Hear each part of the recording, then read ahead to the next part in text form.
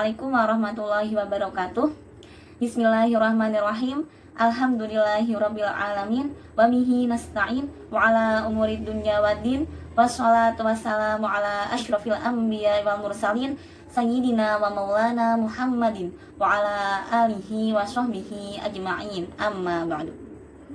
Pertama-tama, marilah kita panjatkan puji syukur kehadirat Allah Subhanahu wa Ta'ala yang telah menurunkan rahmat serta hidayahnya sehingga kita dapat melakukan kuliah pengembangan kurikulum secara daring. Kedua kalinya, selawat serta salam tak lupa tercurahkan kepada baginda kita Nabi Agung Muhammad Sallallahu Alaihi Wasallam. Semoga kelak kita mendapatkan syafaatnya di yaumul qiyamah. Amin. Kami dari kelompok 1 mata kuliah pengembangan kurikulum akan menjelaskan tentang asas-asas kurikulum. Kelompok kami terdiri dari Mbak Salva Rizky Rahmadiani, Mas Muhammad Syukron Makmun, dan saya sendiri Rofiatul Mardiyah. Di sini kami akan menjelaskan tentang asas-asas kurikulum. Dalam penyusunan kurikulum tidak dapat dilakukan secara sembarangan. Seorang guru harus mampu mengembangkan kurikulum dengan mempertimbangkan potensi sekolah, karakteristik sekolah, sosial budaya masyarakat, dan karakteristik peserta didik. Selain itu, seorang guru juga harus mempertimbangkan dan melihat asas-asas atau landasan dalam penyusunan kurikulum. Nah, di sini kelompok kami akan menjelaskan tentang asas-asas kurikulum, yaitu asas fisiologis, asas psikologis, asas sosiologis, dan asas organisatoris. Pertama, asas filosofis. Secara etimologis, filsafat berasal dari dua kata, yaitu pilare yang berarti cinta dan sophia yang berarti kebijaksanaan. Intinya, filsafat berarti cinta pada kebijaksanaan. Asas filosofis dalam penyusunan kurikulum berarti dalam penyusunan kurikulum hendaknya berdasarkan pada falsafah bangsa yang dianut. Seperti pada waktu Indonesia dijajah Jepang, kurikulum pada masa itu disesuaikan dengan sistem yang dianut oleh Jepang. Setelah Indonesia merdeka, bangsa Indonesia menggunakan Pancasila sebagai dasar dan falsafah hidup dalam bermasyarakat, berbangsa, dan bernegara. Nah, macam-macam aliran filsafat. 1. Aliran idealisme. Aliran ini berpendapat bahwa kebenaran itu berasal dari dunia supranatural atau Tuhan.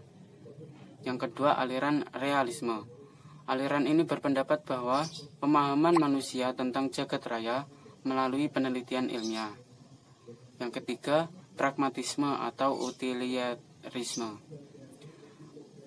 Tujuan hidup menurut aliran ini hanya untuk mencari kebenaran sosial saja.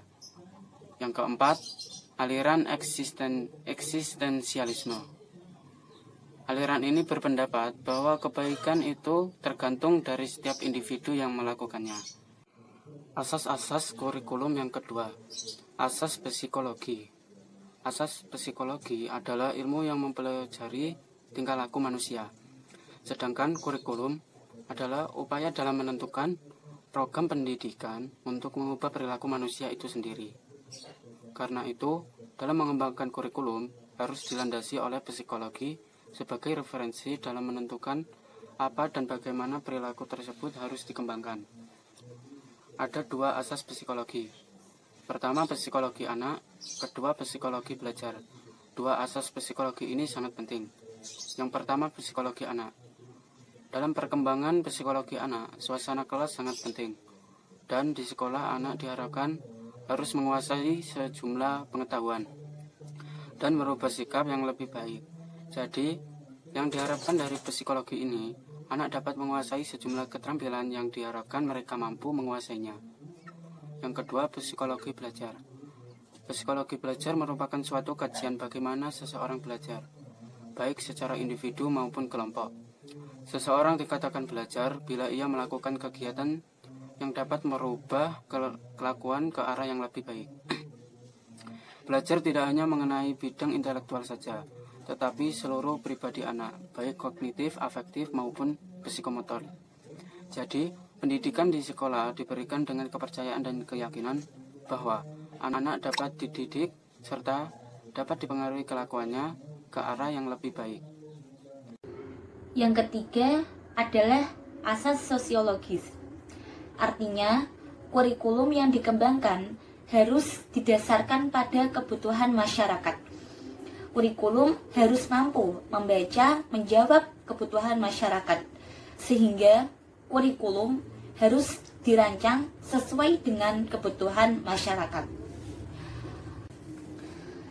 Seperti halnya seorang anak, tentu dia tidak hidup sendiri. Dengan demikian, dia harus melakukan tugas-tugasnya dengan penuh tanggung jawab, baik ketika dia masih kecil maupun dia sudah dewasa. Sebagaimana ketika dia masih kecil mendapatkan banyak bantuan dari masyarakat, maka ketika dewasa hendaknya dia harus memberikan baktinya demi kemajuan masyarakat.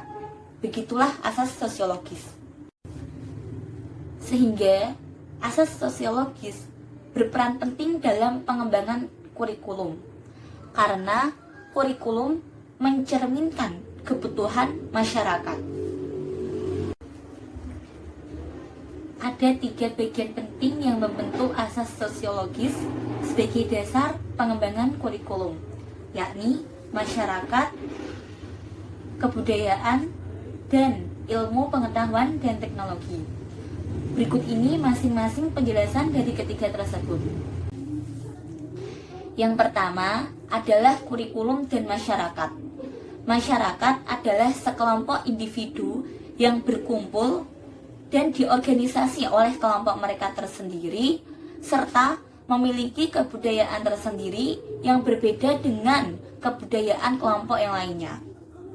Sebagai makhluk yang berpikir dan bersosial dengan orang lain, ada 3 nilai yang dapat dikembangkan oleh masyarakat dalam pendidikan, yaitu nilai logika atau akal, nilai etika yaitu sopan santun, dan nilai estetika yaitu keindahan. Sehingga dalam pengembangan kurikulum maka harus menjawab pertanyaan dan dapat dikembangkan sesuai dengan perkembangan zaman yang terdapat di dalam masyarakat tersebut. Yang kedua adalah kurikulum dan kebudayaan. Kebudayaan merupakan hasil olah rasa, karsa, dan cipta manusia. Dalam kebudayaan terdiri dari pengetahuan, sistem kepercayaan, dan juga seni. Kebudayaan juga senantiasa berkembang dan berubah sesuai dengan berkembangnya ilmu pengetahuan dan teknologi. Sehingga dalam pengembangan kurikulum diharapkan harus menyiapkan peserta didik yang dapat beradaptasi dengan sosial budaya masyarakat setempat. Yang ketiga, yakni kurikulum, ilmu pengetahuan, dan teknologi. Seiring dengan berkembangnya zaman, tentu saja ilmu pengetahuan dan teknologi juga semakin berkembang. Sehingga dalam pengembangan kurikulum, hendaknya sebuah lembaga pendidikan harus menyesuaikan kurikulum tersebut dengan perkembangan ilmu pengetahuan dan teknologi. Sehingga keluaran dari kurikulum tersebut yaitu peserta didik dapat mengaplikasikan kurikulum tersebut dan beradaptasi dengan perkembangan zaman yang akan datang. Yang selanjutnya adalah asas organisatoris. Apa sih asas organisatoris itu? Asas organisatoris adalah asas yang berkenaan dengan organisasi kurikulum. Suatu aktivitas dalam mencapai tujuan pendidikan formal perlu suatu bentuk pola yang jelas tentang bahan yang akan diproses kepada peserta didik. Lalu, apa ya yang diperlukan sebagai pendidik agar tujuan itu dapat tercapai? Yang dibutuhkan atau yang diperlukan sebagai pendidik adalah membuat pola atau bentuk bahan pelajaran serta penyajiannya kepada siswa. Bentuk kurikulum turut menentukan bahan pelajaran, urutan, dan cara menyajikannya. Lalu, contohnya apa ya? Contohnya adalah bagaimana merumuskan tujuan bahan pembelajaran, sasaran bahan pelajaran, dan pengorganisasian bahan. Sekian presentasi dari kelompok kami. Jika ada salah kata, kami mohon maaf. Wassalamualaikum warahmatullahi wabarakatuh.